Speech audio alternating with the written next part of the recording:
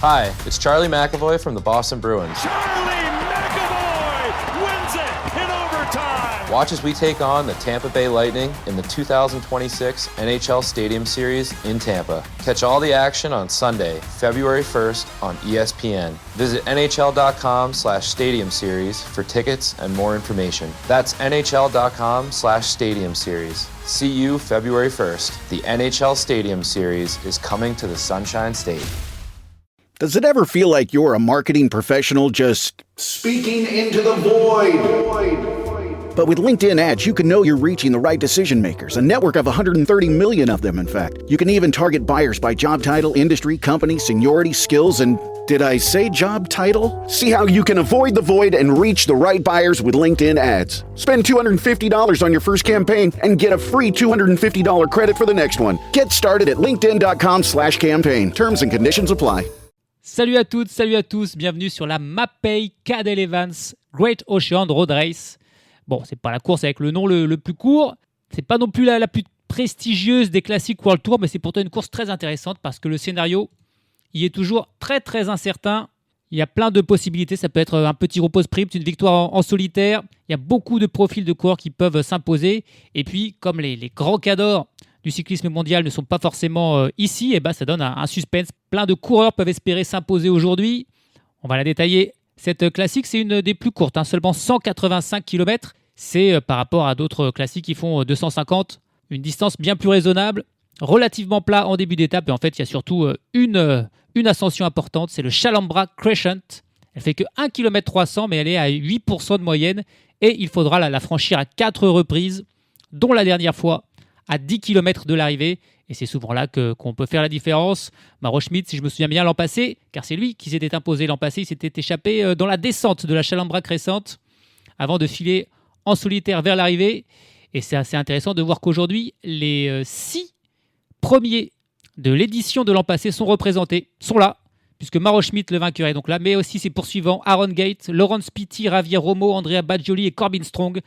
Donc voilà, des profils différents. On a des sprinteurs comme Corbin Strong ou Laurence Pitty, ou Aaron Gate. Laurence Pitty qui a déjà remporté cette Cadel Evans Great Ocean Road Race, c'était en 2024. Puis on a plutôt des punchers comme Javier Romo ou Andrea Baggioli.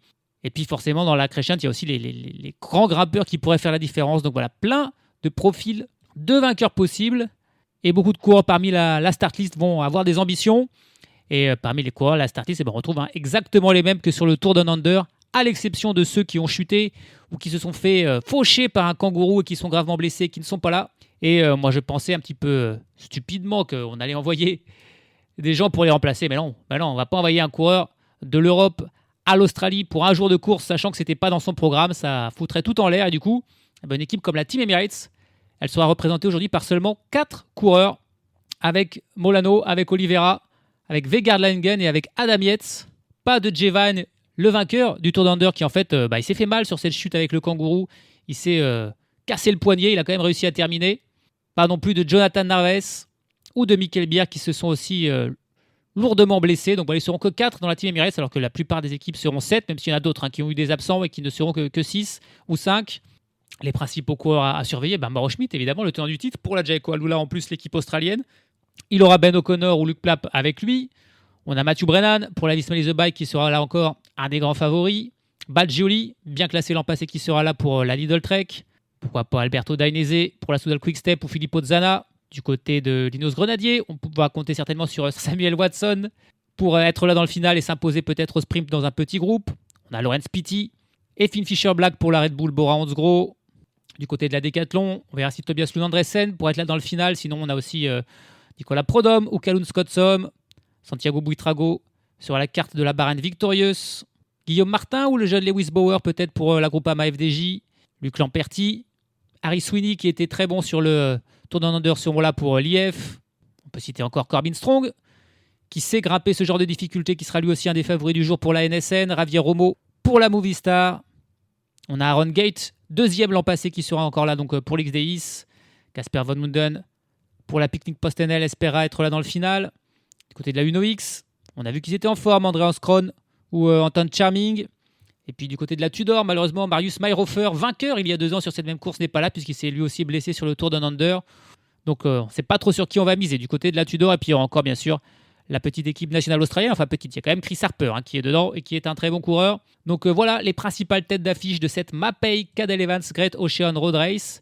Mais vraiment impossible de savoir qui va s'imposer ni qui sont les véritables favoris, car ça dépendra bien sûr du scénario de la course, du groupe qui sera à l'arrivée, s'il y aura rapidement des cassures, des attaques dans cette ascension de la Chalambra Crescent qu'on va donc franchir à 4 reprises, les 4 fois dans les 60 derniers kilomètres de course. Donc on devrait avoir un début tranquille et puis ça va s'accélérer dans le final sur cette toute première classique de la saison.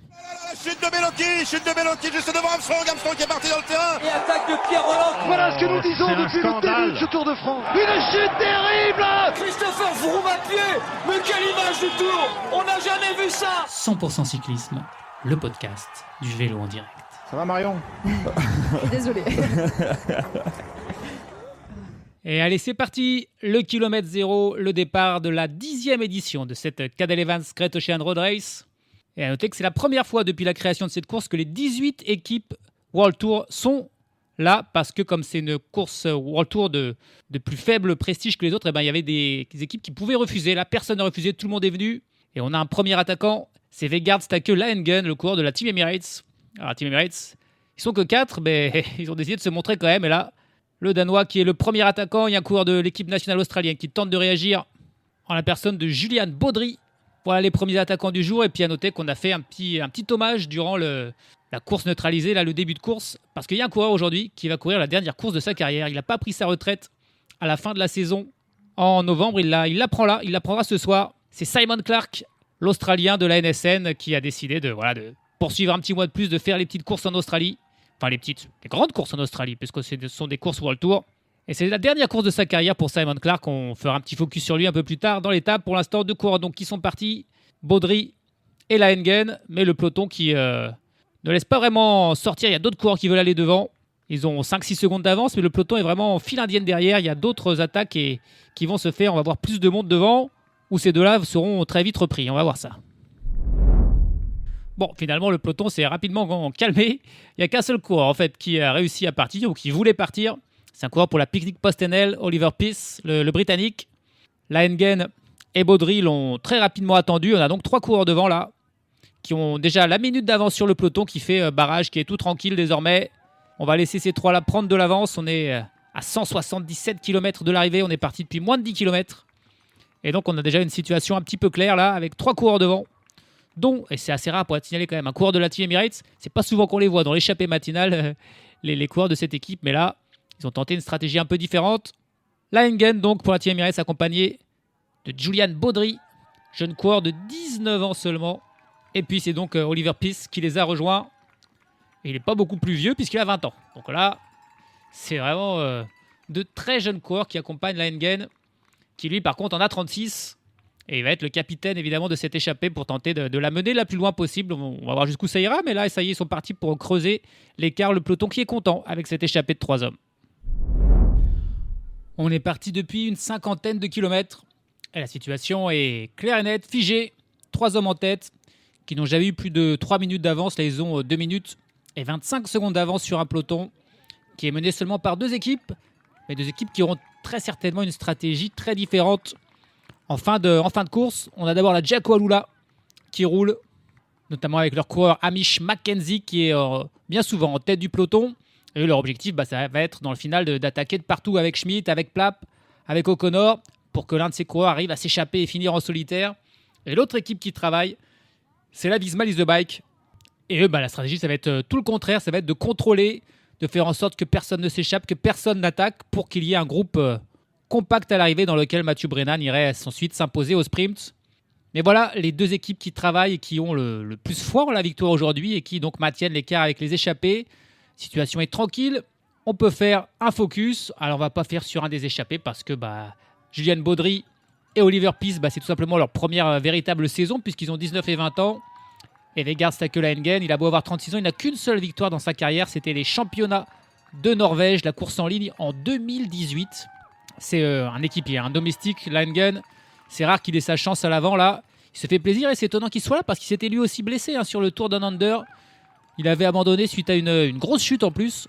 Et il s'est rapidement remis lui pour être là, à l'inverse de plusieurs de ses coéquipiers. Mais du coup, on va plutôt faire la carrière de Simon Clark, puisque c'est le dernier jour de sa carrière. Il a eu une carrière intéressante pour ce coureur qui a commencé en 2006 dans une petite équipe australienne. Il était alors en division continentale.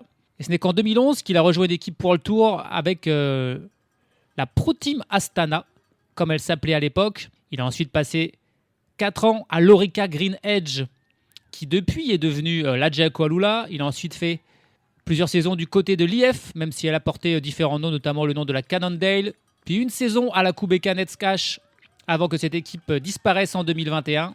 Et puis il a ensuite fait 4 ans à l'Israël Premier Tech avant de faire ce tout petit mois avec la NSN qui a pris la succession de l'Israël Premier Tech. Pour Simon Clark, 39 ans désormais, il est temps de prendre sa retraite. 7 victoires en carrière, mais quelques très belles. Dès sa première victoire en 2012, c'était une étape de la Vuelta. Une vraie belle victoire donc sur une course World Tour. Il a ensuite remporté une étape sur une course par étape australienne, la Herald Sun Tour. En 2014, il remportait également le classement général. En 2016, il remportait une classique italienne, le Grand Prix Industria et Artigianato, le Grand Prix de l'industrie et de l'artisanat. Okay. Il remporte une deuxième étape sur la Vuelta, c'était en 2018.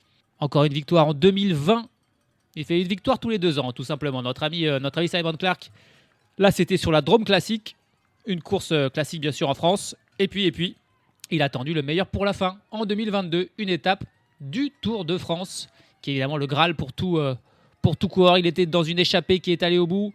Il s'est livré un duel terrible avec Taco van der Horn. Et ça s'est joué à la photo finish entre ces 2 derniers rescapés de l'échappée.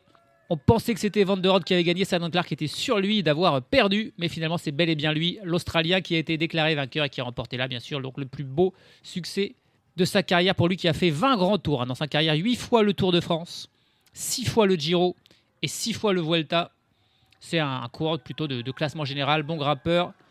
Même s'il n'a jamais fait vraiment de beaux résultats sur un grand tour. Son meilleur classement, c'est une 46e place sur la Vuelta en 2018.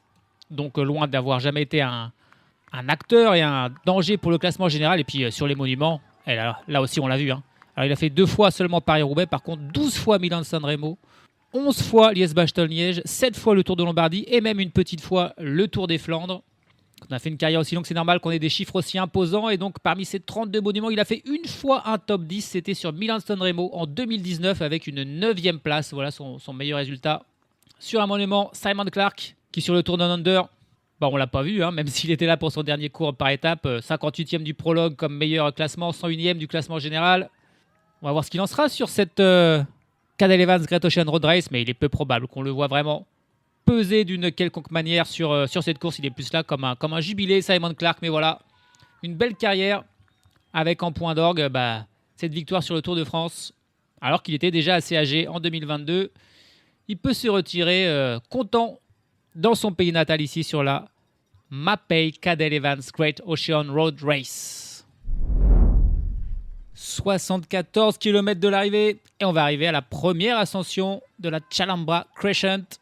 Les échappés qui n'ont plus qu'1 minute 10 d'avance sur un peloton qui est très très nerveux. Très nerveux parce qu'il y a du vent et donc le positionnement est important au moment d'attaquer cette difficulté. C'est la Jayco Alula qui a fait l'essentiel du travail de poursuite. On sent qu'ils ont envie de gagner cette course ici chez eux en Australie. L'équipe australienne qui n'ont pas fait un bon début de saison dans toutes les courses, à la fois sur le Tour Down Under mais aussi sur les courses un petit peu moindres qui se déroulent en Australie en début de saison. Ils n'en ont gagné aucune. C'est leur dernière chance aujourd'hui. Et donc on les sent hyper motivés. On va voir si ça payera à la fin. En tout cas, le rythme là est vraiment intense. Et les échappés, les 3 hommes de tête, Vegard Stake Laengen, Oliver Peace et Julian Baudry, qui voient leur écart fondre très très rapidement là. Parce qu'il n'y a pas que la Jayco désormais, il y a plein d'autres équipes qui sont à l'avant, simplement pour placer leur leader. Là on voit notamment la Tudor et la Uno X qui sont à l'avant. On a aussi vu la Lotto Intermarché. Bref, grosse guerre de placement avant l'ascension de cette Chalambra Crescent. Ce premier passage sur 4 de cette difficulté, 1 km 300 à exactement 7,8% de moyenne. Les échappés qui à l'instant commencent cette difficulté. Allez, il y a une petite bataille là entre Julian Baudry et Oliver Peace pour passer en tête de cette difficulté parce que il y a quand même des petits points de la montagne en fait. Voilà, pour celui qui passera en tête des difficultés, il y a 5 points à prendre. lors des 3 premiers passages. Il y a donc 15 points au total et celui qui aura le plus de points remportera un petit peu un maillot de la montagne du jour et aura surtout le droit de monter sur le podium à la fin de l'étape. Et là, ça se bat et c'est Oliver Pies qui passe devant Julian Baudry, alors que pour Vegard Lagen, là, c'est beaucoup compliqué. Le Norvégien a été distancé sur cette ascension. Il n'y a donc plus que les 2 très jeunes coureurs, Pies et Baudry, en tête. Et même Oliver Pies, là, il a légèrement distancé Julian Baudry. L'écart qui n'est plus de 46 secondes avec le peloton. Ils vont encore continuer un peu, mais pas sûr qu'il arrive à tenir jusqu'à la prochaine ascension de la Chalambra Crescent, qui aura lieu dans 20 km. Ça ne sera pas duré bien longtemps. Finalement, l'aventure de Julian Baudry et de Oliver Pies. Ils ont poursuivi quelques kilomètres de plus, mais viennent d'être repris. Oliver Pies aura été le dernier résistant. Et on est encore loin de l'arrivée, 66 km exactement. Et il n'y a plus d'échappés, plus d'hommes à l'avant, à peloton groupé, à part les premiers coureurs qui ont commencé à lâcher. Mais c'est plus des coureurs qui ont beaucoup travaillé. Notamment, on a vu Luke Durbridge et Hamish Mackenzie, qui ont beaucoup travaillé, ont été distancés. Mais le peloton est quasiment au complet, en tout cas c'est sûr. Il n'y a plus personne devant. Est-ce qu'on va avoir une échappée secondaire ou est-ce qu'on va petit à petit faire une élimination par l'arrière? Ah, évidemment, comment ne pas avoir une course sans une attaque de Baptiste Weistrofer, le français de la Lotto. Il ne sait pas faire. Une course au chaud dans le peloton, il ne sait pas faire. Là, il met une attaque. Voilà, ça paraît très compliqué. Il est sorti tout seul et il va être le premier à passer pour la première fois sur la ligne d'arrivée. Parce que bien sûr, à chaque fois qu'on monte la Chalambra Crescent, on commence un circuit et on passe 3 fois la ligne d'arrivée avant la 4e arrivée, qui sera cette fois-ci la bonne. Et là, c'est Baptiste Weistrofer qui passe en tête, mais il a 5 secondes d'avance sur un peloton qui est déchaîné derrière lui. C'est quasiment suicidaire ce que fait le Français, mais voilà, il ne peut pas s'en empêcher. C'est un attaquant, c'est un rouleur. Il veut être à l'avant, il tente de lancer une échappée secondaire, sauf que personne ne le suit, si ce n'est l'intégralité du peloton qui est derrière lui. Mais bon, la personne qui ne le rejoint pour faire une seconde échappée, ça paraît très, très, très compliqué. On est dans la 2e ascension de la Chalambra Crescent. Et là, c'est clairement la Bahrain victorieuse qui fait le rythme le plus dur possible. On compte évidemment sur Santiago Buitrago, un petit gabarit, un grimpeur. Et on se dit qu'en montant le plus vite possible, on va en lâcher du monde, on va en lâcher des sprinteurs. Et là, ça fait mal. Là, ça fait mal. C'était Oliver Stockwell, là, c'est Robert Stannard qui fait le rythme en tête de ce peloton. Mais ça fait très, très mal. Il y a des cassures qui se font un peu partout. On est encore à 50 km de l'arrivée. Je ne pense pas que Buitrago va attaquer d'ici, mais on a vraiment l'impression, là, parce qu'il est en 2e position, Buitrago, dans la route de Robert Stannard, qui continue son travail. Il y a quelques coureurs qui s'accrochent. Tev Station et Gonzalo Serrano de la Movistar. On a Marco Brenner pour la Tudor. On a Mathieu Brennan pour la Visma Lease Bike qui est aussi là, bien placé dans la roue de Buitrago également. On n'est pas encore au sommet de cette ascension. Robert Stannard qui continue son travail. Mais alors là, autant la première ascension, il n'y a pas eu trop de lâcher. Là, ça va faire des dégâts. Et clairement, on voit Mathieu Brennan en 5e position de ce peloton. C'est le seul sprinter que l'on voit aux avant-postes. Il n'a même pas l'air de trop galérer pour suivre le rythme terrible mis par Robert Stannard, qui va continuer jusqu'au bout ou pas. Allez, il y a Santiago Buitrago qui se met en danseuse. Voilà, tout le monde est à bout. Alors qu'on arrive au sommet de cette difficulté, ça va être Stannard qui va finalement quand même passer en tête devant Buitrago. Le peloton qui passe un petit peu en file indienne. Il y a des toutes petites cassures, mais malgré tout, j'ai l'impression que le peloton n'a pas vraiment explosé au final. Alors certes, ceux qui passent là... ils ont 20 secondes de retard sur la tête de la course, mais il n'y a quasiment pas de cassure. Ça pourrait bien tout se regrouper, même si Stannard continue son effort là, désormais dans la descente. Et c'est ça le but. Pour éviter que ça se regroupe, faut essayer d'étirer au plus ce peloton désormais que c'est la descente. Et enfin faire des cassures. Et c'est souvent comme ça que ça se fait d'ailleurs. C'est une fois qu'on a passé la difficulté, et quand on accélère, là, il y a des trous qui se font. Et parfois des trous irrémédiables. The world moves fast. Your workday, even faster. Pitching products, drafting reports, analyzing data. Microsoft 365 Copilot is your AI assistant for work. Built into Word, Excel, PowerPoint, and other Microsoft 365 apps you use. Helping you quickly write, analyze, create, and summarize. So you can cut through clutter and clear a path to your best work. Learn more at Microsoft.com/M365 Copilot. Every sip of Coca-Cola brings you closer to the excitement of the FIFA World Cup 26.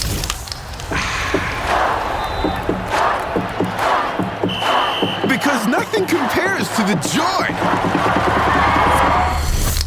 So So grab a Coke and drink in the FIFA World Cup 26. No purchase necessary. 18 plus in 50 U.S. states and D.C. with a web-enabled device. Ends March 1st with 8 entry periods. Rules at cokeurl.com/soccerrules. Ah, c'était ça le plan, parce qu'après la descente, il y a un tout petit mur, mais très pentu, de 15% au moins, qui fait quoi, 200 mètres, et la Buitrago qui met son attaque. On est à 47 km de l'arrivée, hein. Ça paraît très loin. Il a un coureur de l'Astana qui le suit comme son ombre, c'est Marco Schrettel, l'Autrichien. Pour l'Ineos Grenadier, on a le Norvégien Brett Svestad Bartseng aussi qui semble s'accrocher. Mathieu Brennan en 4e position. Mais là, il y a clairement des grosses cassures qui se sont faites. On a un groupe de 6-7 coureurs, puis un groupe de 10. Puis on va dire peut-être le peloton principal. Tout pourrait encore se regrouper évidemment parce qu'on va voir comment ça collabore un petit peu à l'avant. La Buitrago se retourne, il demande du soutien à ceux qui sont avec lui, mais on lui en donne pas trop hein, pour ceux qui sont avec là. Et forcément, la présence de Mathieu Brennan aussi qui va calmer les ardeurs de tout le monde.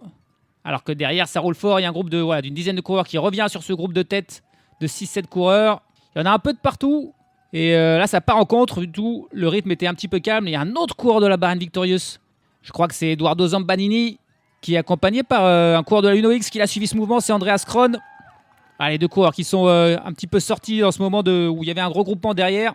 D'ailleurs, ouais, le peloton entier qui commence à se regrouper. Et ça pourrait profiter à ces deux coureurs là qui sont sortis, qui ont pris un petit peu d'avance. Ce qu'a pas réussi à faire Buitrago, c'est son équipier Zambanini qui a jailli quand Buitrago a vu qu'il n'arrivait pas à faire la différence, que personne prenait de relais. Il s'est un petit peu relevé. Zambanini a contré, Andreas Kron a suivi. On a ces deux coureurs qui sont sortis à l'avant, alors que derrière le peloton est de nouveau regroupé et en entier. Et c'est assez logiquement des coureurs de la Visma Leaseback qui se mettent en tête de ce peloton pour rouler, être sûr que ces deux coureurs ne s'échappent pas trop, parce qu'on sent clairement que Mathieu Brennan, il a les cannes. Aujourd'hui, il a les cannes pour aller chercher la victoire. 29 km de l'arrivée, ça va être la 3e et avant-dernière ascension de la Chalambra Crescent. C'est au tour de Giacomo là de faire son retour aux avant-postes du peloton. Le coup là avec Zambanini hein, et Kron n'a pas marché, ils ont été vite repris. Et là, c'est carrément Ben O'Connor pour la Giacomo là qui est en tête et qui fait le rythme. Et la Bahrain Victorieuse, décidément, très offensif. Et là, c'est Buitrago qui remet une attaque. Santiago Buitrago, il sait que c'est dans ces moments-là qu'il a la seule chance de distancer les sprinteurs. Michal Kwiatkowski dans sa roue. Buitrago qui arrive juste à l'instant au sommet. On a le jeune Oscar Chamberlain pour la Décathlon dans la roue de Kwiatkowski. Nicolas Prodhomme en 4e position. Mais il a attendu peut-être un petit peu trop, la Buitrago, parce qu'il a vraiment attaqué à 100 mètres du sommet de ses difficultés. Ça va pas être suffisant pour faire des vraies cassures. Voilà, le peloton encore une fois en file indienne. Il s'étire là dans la descente qui suit, mais ensuite qu'est-ce qu'il peut faire Buitrago tout seul dans la descente? Est-ce que les gens vont venir le soutenir? J'ai pas l'impression. Et ça va refaire un petit peu le même coup que tout à l'heure. Ça va petit à petit se regrouper. Alors c'est bien, ça fatigue, mais il reste plus qu'une seule fois l'ascension de cette difficulté. Et le peloton qui, pour l'instant, est un peu éparpillé, mais qui va très très certainement une nouvelle fois se regrouper quasiment au complet. Et deux coureurs qui profitent des parties plates pour partir en contre. On a Rémi Cavagna qui a essayé, mais c'est finalement Anders Skarset pour la Uno X et Chris Harper pour l'équipe nationale australienne qui ont réussi à prendre 20 secondes d'avance sur le peloton. C'est pas grand chose, mais c'est plus que tout ce qu'ont essayé les autres coureurs qui sont sortis depuis que l'échappée matinale a été reprise. Ils ont profité d'un nouveau moment où le peloton se regroupait, un peloton qui est quasiment au complet là. Ce serait assez fou si on arrive à un sprint à 100. À l'arrivée, ce serait du jamais vu sur cette course où je crois que le plus gros groupe qui a jamais fini ensemble à l'arrivée devait être d'une 20aine de coureurs. Pour l'instant, là, le peloton est vraiment encore très conséquent. Il ne reste plus qu'une seule ascension de la Chalambra Crescent. On est actuellement à 21 km de l'arrivée. On a donc deux hommes à l'avant. Anders Skarset, le Norvégien, et l'Australien Chris Harper, qui augmentent légèrement d'ailleurs leur avance sur un peloton qui est mené par la Visma Leaseback, qui tente de gérer, mais qui ferait même mieux d'accélérer encore plus, parce qu'on sent que Mathieu Brennan est très fort et qui peut monter ses difficultés sans souci. Mais bon, s'il y a tous les autres sprinteurs également avec eux, ça diminue les chances de Brennan de gagner, quoi. Alors que s'il est le seul sprinter encore présent, évidemment, ça serait cadeau. Et on a la première chute là, à 10 km de l'arrivée, avec Finn Fischer-Black, avec Andrea Baggioli aussi. Ça, c'est deux grands noms qui auraient pu figurer dans ce final. Un accrochage dans le peloton, une dizaine de coureurs qui sont tombés. On a aussi Lionel Tamigno, le sprinter de la Lotto Intermarché. Et pendant ce temps, les deux coureurs de tête, Skarset et Chris Harper, attaquent la dernière ascension Et dans le peloton qui suit, qui est mené de nouveau par Jaeko Alula, il y a une petite cassure probablement due à cette chute là. Il y a un peloton un petit peu scindé en deux. Et c'est Ben O'Connor qui de nouveau prend la tête du peloton. Et sont en train de revenir sur les deux hommes de tête qui n'iront pas plus loin que cette dernière difficulté. Ah ouais, mais là, la chute, elle a eu une influence. Tous ceux qui ne sont pas tombés mais qui ont été ralentis, pas sûr qu'on les revoie. Si on était mal placé au pied de la difficulté, alors c'était vraiment juste au pied de l'ascension. Donc s'ils ont été ralentis, c'est probablement qu'ils n'avaient pas de grandes ambitions aujourd'hui parce qu'ils étaient bien trop mal placés. Si par contre, ils espéraient aller s'imposer aujourd'hui, fallait être à l'avant là. Parce que là, pas sûr qu'on les revoie. Allez, il y a des accélérations un petit peu par Luc Plapp, un coureur de la Red Bull Boransgro aussi, qui fait un gros rythme. Sauf que son leader, Finn Fisher Black, n'est plus là, mais il y a Laurens Pitty qui est encore bien placé, il me semble. Luc Plapp qui continue son effort. Ben O'Connor a distancé la Maro Schmidt, le tenant du titre en deuxième position.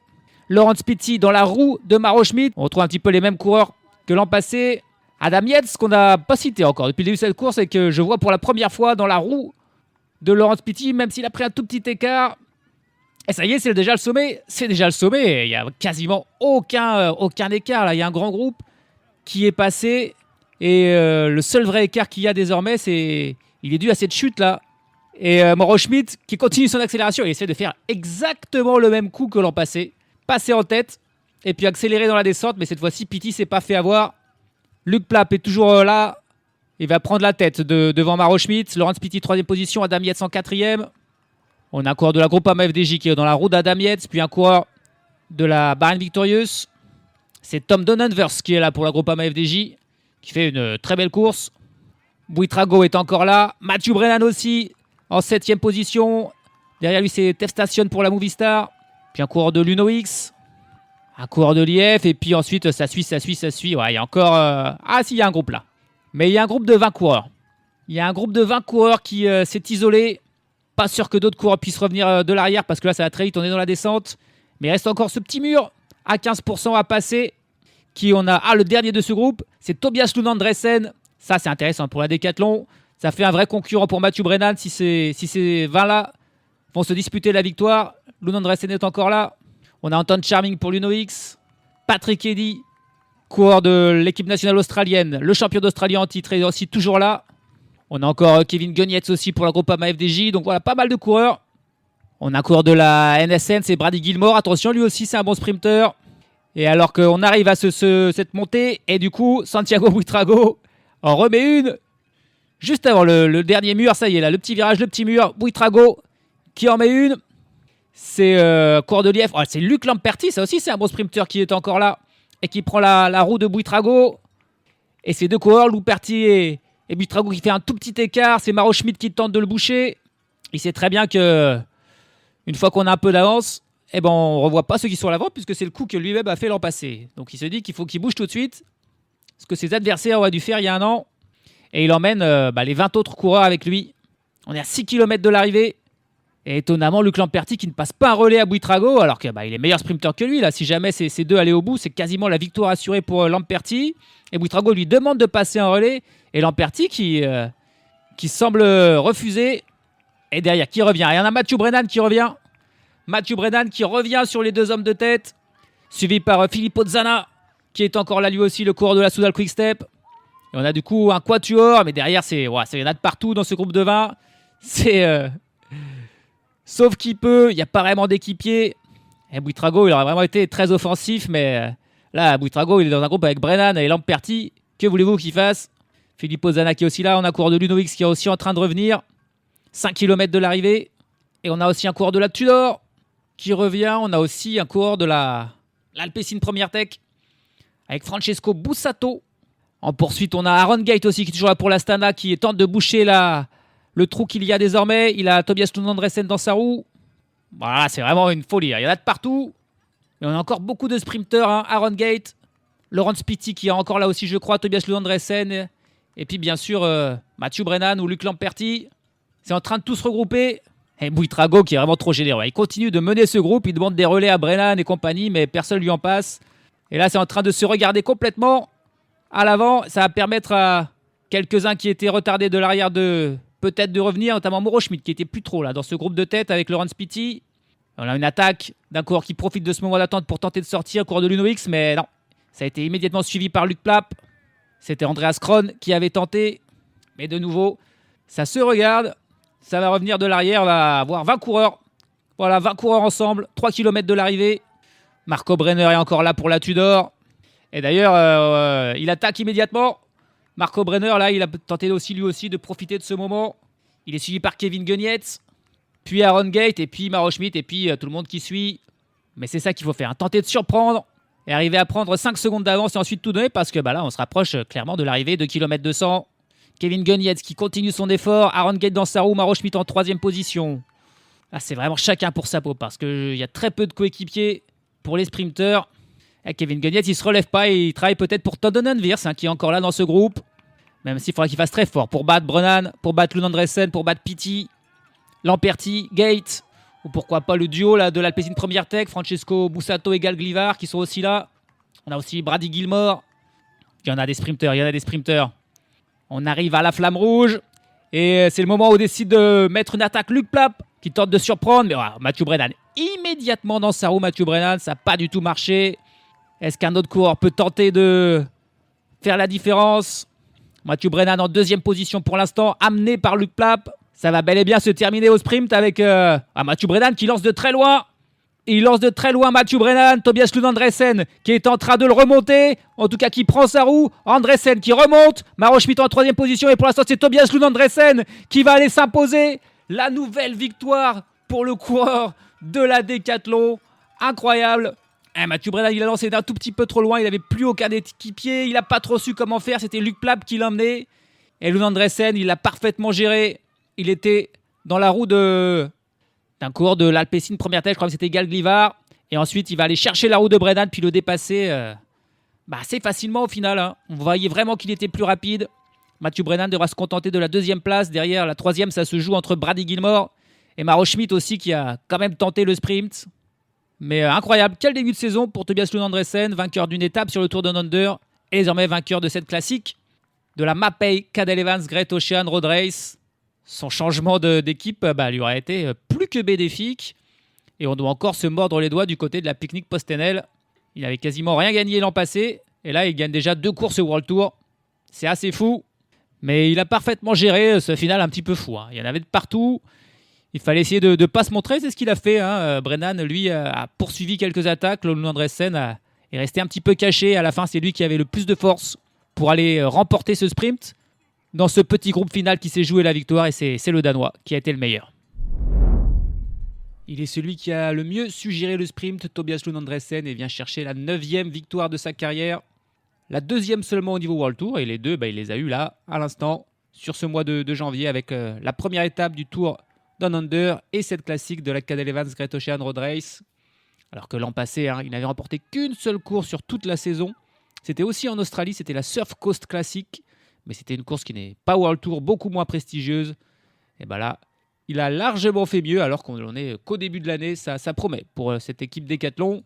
Alors qu'on a bien sûr Olaf Koy qui sera le sprinter principal. Tobias Lund Andresen, là, il a saisi sa chance et il a parfaitement joué le coup. À l'inverse d'un Mathieu Brennan qui s'est retrouvé trop tôt, tout seul devant. Il suivait Luc Plapp. Luc Plapp, ensuite, il s'est dit qu'est-ce que je fais? Ça sert à rien. Et du coup, Mathieu Brennan, il a été un petit peu forcé de lancer son sprint très tôt puisque lui était dans la roue de Luc Plapp et il a payé sur la fin. Il finit seulement 2e. Très bonne 3e place pour Brady Gilmore. Il faudra le suivre, ce jeune Britannique de la NSN. Maro Schmidt termine 4e. Nathanael Tevstation 5e. Laurent Spiti 6e, Filippo Zana 7e, Gal Glivar qui lui aussi était dans la roue de Mathieu Brennan et a dû lancer un petit peu trop tôt puisqu'il a suivi l'effort de Brennan. Termine seulement 8e devant son équipier Francesco Bussato et Aaron Gate qui complète le top 10. On avait 21 coureurs dans ce groupe. Les autres coureurs sont Anton Charmin, Luc Lamperti, Patrick Eddy, Tom Donenwerts, Andreas Kron, Marco Brenner, Florian Stock, Santiago Buitrago, Adam Yates, Luc Plapp et Kevin Guenietz. Et puis le peloton principal réglé par Corbin Strong, juste devant Jensen Plowright et Samuel Watson. Les 3 coureurs qui se sont fait avoir là sur la fin, peut-être ralentis par la petite chute, terminent à 6 secondes seulement. Ils étaient vraiment quand même pas loin derrière, mais ils n'ont pu jouer la gagne. Au total, on a 112 coureurs qui ont fini. On a donc eu assez peu d'abandons, une vingtaine d'abandons environ. Et c'est coureur que j'ai souvent cité, je crois, en dernière position d'une course, Jardy Christian van der Lee, le Hollandais de l'IF Education Easy Post, qui termine dernier dans un petit groupe à 7 minutes et 8 secondes du vainqueur Tobias Lund Andresen qui remporte donc la première classique de la saison.